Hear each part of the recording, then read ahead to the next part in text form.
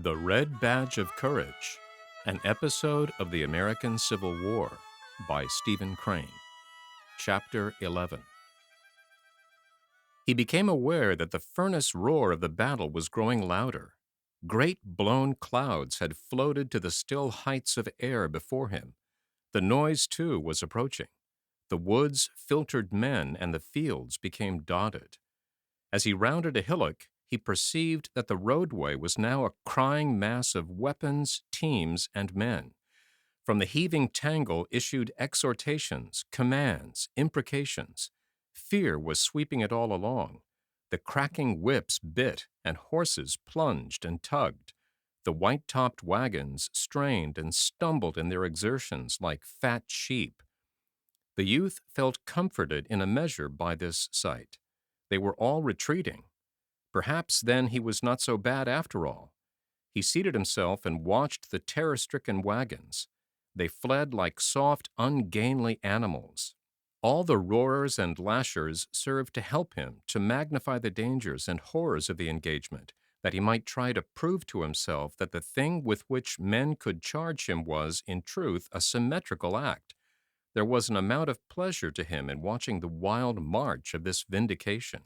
Presently the calm head of a forward-going column of infantry appeared in the road. It came swiftly on. Avoiding the obstructions gave it the sinuous movement of a serpent. The men at the head butted mules with their musket stocks. They prodded teamsters, indifferent to all howls. The men forced their way through parts of the dense mass by strength. The blunt head of the column pushed. The raving teamsters swore many strange oaths. The commands to make way had the ring of a great importance in them. The men were going forward to the heart of the din. They were to confront the eager rush of the enemy. They felt the pride of their onward movement when the remainder of the army seemed trying to dribble down this road. They tumbled teams about with a fine feeling that it was no matter so long as their column got to the front in time. This importance made their faces grave and stern, and the backs of the officers were very rigid. As the youth looked at them, the black weight of his woe returned to him. He felt that he was regarding a procession of chosen beings. The separation was as great to him as if they had marched with weapons of flame and banners of sunlight. He could never be like them. He could have wept in his longings. He searched about in his mind for an adequate malediction for the indefinite cause, the thing upon which men turn the words of final blame.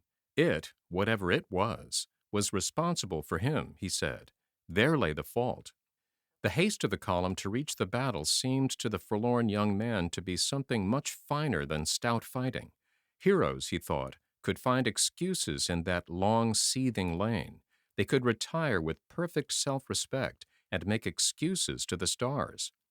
He wondered what those men had eaten that they could be in such haste to force their way to grim chances of death.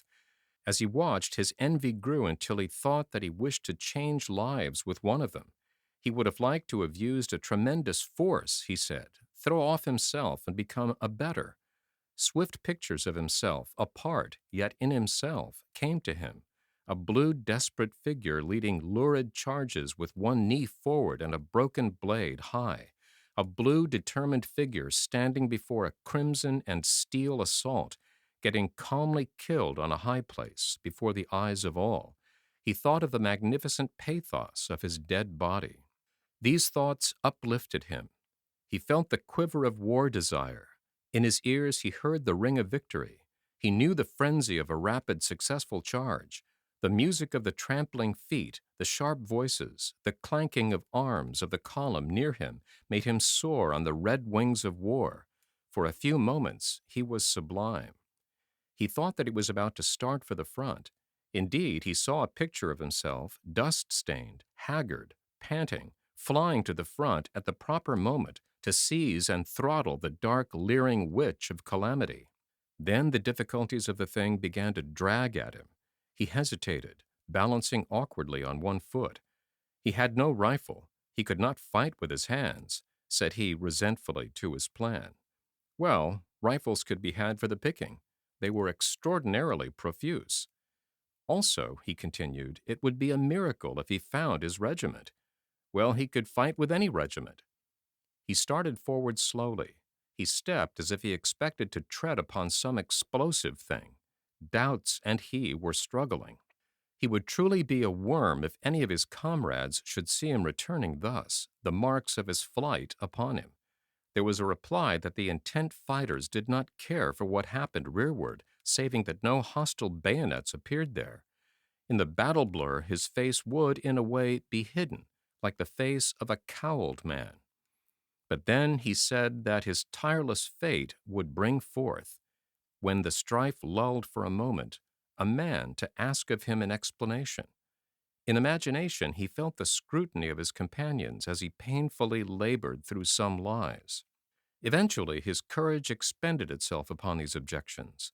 The debates drained him of his fire. He was not cast down by this defeat of his plan, for upon studying the affair carefully, he could not but admit that the objections were very formidable. Furthermore, various ailments had begun to cry out. In their presence, he could not persist in flying high with the wings of war. They rendered it almost impossible for him to see himself in a heroic light. He tumbled headlong. He discovered that he had a scorching thirst. His face was so dry and grimy that he thought he could feel his skin crackle. Each bone of his body had an ache in it, and seemingly threatened to break with each movement. His feet were like two sores. Also, his body was calling for food. It was more powerful than a direct hunger. There was a dull, weight-like feeling in his stomach, and when he tried to walk, his head swayed and he tottered.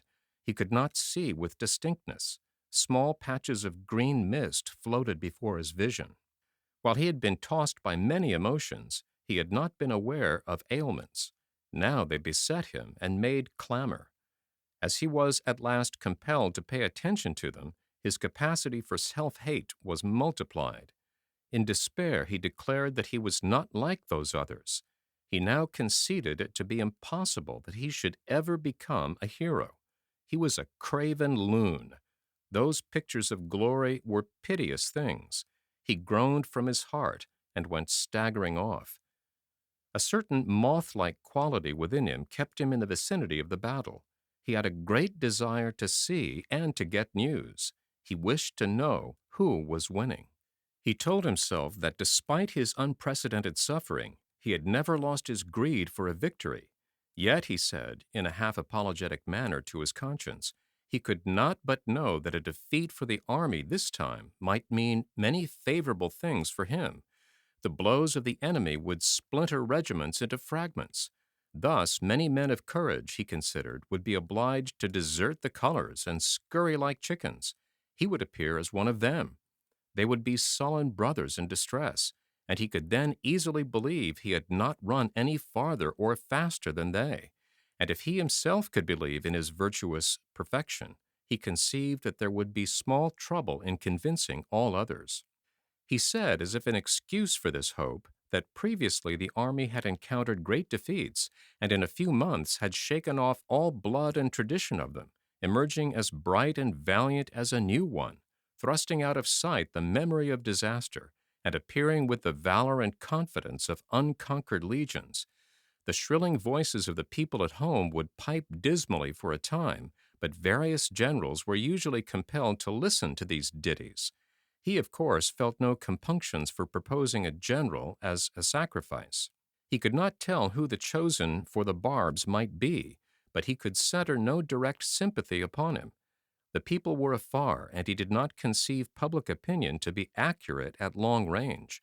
It was quite probable that they would hit the wrong man, who, after he had recovered from his amazement, would perhaps spend the rest of his days in writing replies to the songs of his alleged failure.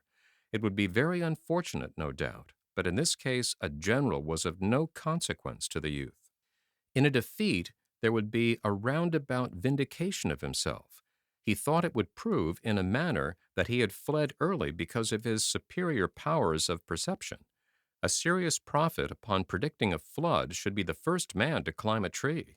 This would demonstrate that he was indeed a seer.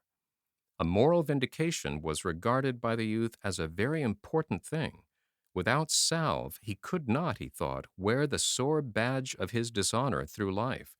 With his heart continually assuring him that he was despicable, he could not exist without making it, through his actions, apparent to all men. If the army had gone gloriously on, he would be lost. If the din meant that now his army's flags were tilted forward, he was a condemned wretch. He would be compelled to doom himself to isolation. If the men were advancing, their indifferent feet were trampling upon his chances for a successful life. As these thoughts went rapidly through his mind, he turned upon them and tried to thrust them away. He denounced himself as a villain. He said that he was the most unutterably selfish man in existence. His mind pictured the soldiers who would place their defiant bodies before the spear of the yelling battle fiend, and as he saw their dripping corpses on an imagined field, he said that he was their murderer. Again he thought that he wished he was dead. He believed that he envied a corpse. Thinking of the slain, he achieved a great contempt for some of them, as if they were guilty for thus becoming lifeless. They might have been killed by lucky chances, he said, before they had had opportunities to flee, or before they had really been tested. Yet they would receive laurels from tradition. He cried out bitterly that their crowns were stolen, and their robes of glorious memories were shams. However, he still said that it was a great pity he was not as they. A defeat of the army had suggested itself to him as a means of escape from the consequences of his fall. He considered now, however, that it was useless to think of such a possibility.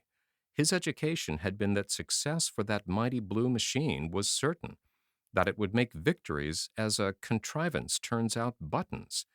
He presently discarded all his speculations in the other direction. He returned to the creed of soldiers.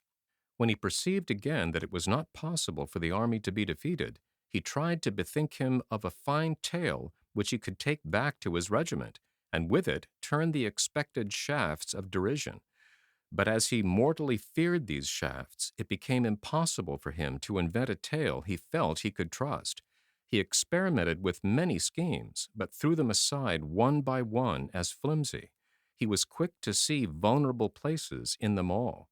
Furthermore, he was much afraid that some arrow of scorn might lay him mentally low before he could raise his protecting tale. He imagined the whole regiment saying, "Where's Henry Fleming? He run, didn't he? Oh, my!" He recalled various persons who would be quite sure to leave him no peace about it. They would doubtless question him with sneers and laugh at his stammering hesitation. In the next engagement, they would try to keep watch of him to discover when he would run. Wherever he went in camp, he would encounter insolent and lingeringly cruel stares. As he imagined himself passing near a crowd of comrades, he could hear one say, "There he goes." Then, as if the heads were moved by one muscle, all the faces were turned toward him with wide, derisive grins. He seemed to hear someone make a humorous remark in a low tone. At it, the others all crowed and cackled. He was a slang phrase.